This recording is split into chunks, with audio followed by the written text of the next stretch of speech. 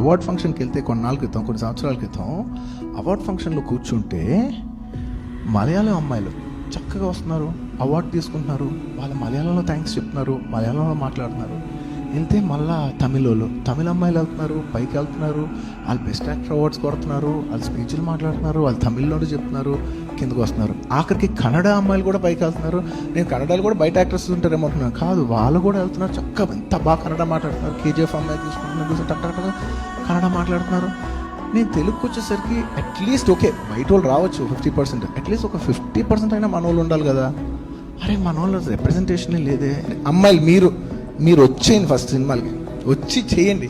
మీ పేరెంట్స్ని కుదిరితే మీ పేరెంట్స్ని కన్విన్స్ చేసి రండి. కన్విన్స్ అవ్వలేదా?